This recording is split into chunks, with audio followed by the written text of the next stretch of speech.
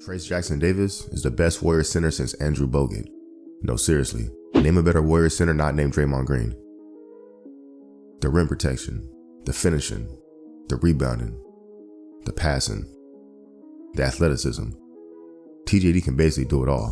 The only thing missing from his game is the jump shot, and if he ever developed a consistent 15-footer, the league might be in trouble. Because even with a non-existent offensive game outside of the paint, TJD is already a problem, and he hasn't even logged 1,000 NBA minutes yet. Check out this insane whip pass to Klay in the corner that was right on the money.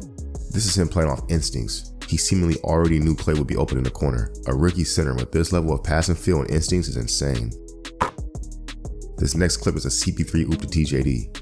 What's dope about this clip is that this is actually a play the Warriors used to run for Bogut back in the day to get him 1 or 2 easy buckets a game. With CP3 being the best lob thrower in NBA history, along with TJD having great hands, CP3 has no problem delivering his perfectly placed oop for Trayce. Speaking of Andrew Bogut, here's Steve Kerr comparing TJD to Bogut back in December. My first couple of years we had Andrew Bogut, and we ran a lot of our offense through him at the top of the key, and he was a master of dribble handoffs and diving to the rim. That's pretty high praise. I mean, he's got a long way to go, Trayce does, to become Andrew Bogut, but it's a similar threat. Trayce is also a very good passer, like Bogues was, but just being able to run those dribble handoffs and dives, and that's the guy that I think of.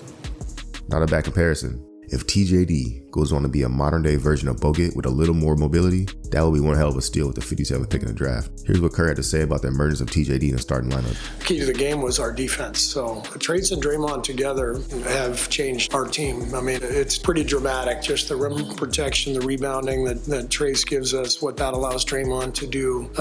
It's been really fun to watch them together. Trayce is, for a rookie, it's amazing what he's doing. It's pretty big praise. Here's a quote on Draymond expanding on what Kerr said. It allows me to take more chances. Not necessarily chances gambling for a steal, but to clog the paint up. Make extra rotations. If I'm the 5, I'm the last line of defense. The things I do off instincts, reading the game on the fly, it's hard to do at the 5 because you're anchoring everybody. So if I just run over here to cover up something, but I'm the 5, that's leaving the rim unprotected. But if I know the rim is protected with Trayce, I'll just do it. This is something I touched on in my last video. What having a rim protector behind Draymond does with the defense. Something we haven't had since Bogut.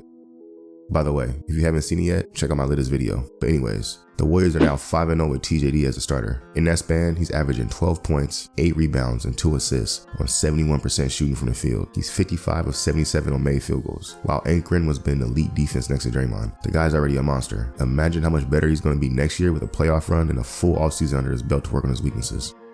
Even though he's already pretty polished as a rookie, he does have a few things to work on in the offseason, the biggest one being his right hand. Trayce is left-handed, so obviously he's naturally not as good with his offhand, but he's extremely left-hand dominant. It's at a point where when he goes up for a shot on the right side of the basket, he always brings the ball left on the way up, which leads to making the finish more difficult than it needs to be sometimes. Sometimes even bringing the ball back into harm's way if the defender is already on that side. On top of that, when he does use his right hand, I'm gonna be honest, it doesn't have much touch, understandably so, but it led to a lot of smoke bunnies earlier in the season. But as the season progressed and his role began to increase, he looked a lot more comfortable converting on non-dunk finishes, and he stopped smoking so many bunnies. He's currently shooting 78% from 0 to 3 feet, so it's safe to say his inside finishing isn't holding him back too much this season. The other thing he needs to work on is his free throw shooting. As of April 4th, he's currently shooting 56.5% from the free throw line. That's not great. Ideally, we would want to see him get that up somewhere around 70%, but I understand a 13% jump in free throw shooting in one offseason for a big man is unrealistic, so hopefully somewhere around 65% is more achievable for him. If you give me 65% from the free throw line with everything else he provides, I'm good with that. You just don't want it to get to a point where teams start hacking him when he catches the ball inside, because 2 free throws for a 55% free throw shooter sounds way better than giving up a point blank shot to a guy that finishes at a 78% clip from 0 to 3 feet. But again, if he can get that free throw up to about 65%, at that point, mathematically, it doesn't make sense to intentionally send a guy to the free throw line. The other thing I want to see him work on is his core strength for improved post defense. For a rookie, TJD's pretty built already. He has huge tree trunk legs, hey, no diddy. And at 6'9", he usually has a lower center of gravity than his center matchup, but improving his core strength will take his post defense to the next level. As of now, against bigger post players like Jokic and Embiid, he gets pushed off his spot too easily. Now, obviously, those are 2 of the best post players in NBA history, and both of them are 7 foot, 280 plus each, so it don't matter how much he works out. That'll be a tough cover regardless. I don't expect TJD to shut those dudes down, but all you want from him is to be able to hold his ground better, which buys more time for the Warriors to bring a double team if needed. Luckily, outside of Jokic and Embiid, there's not too many other dominant post players players in the league, so this isn't really that big of an issue. But anyways, to recap, the 4 things I want TJD to work on in the offseason is his right hand finishing, his core strength, his free throw shooting, and his outside jumper. If he was to improve even just 5% on all those skills, on top of the added experience he gained from his rookie season, TJD has a chance to be more than just a solid big man. He would be a major game changer for this Warriors team that desperately needed what he provides. TJD is already about 75% of everything they need a Wiseman to be, and he's only a rookie. Getting him with the 57th pick makes blowing a Wiseman pick sting just a little less, although smoking the 2nd overall pick will forever sting.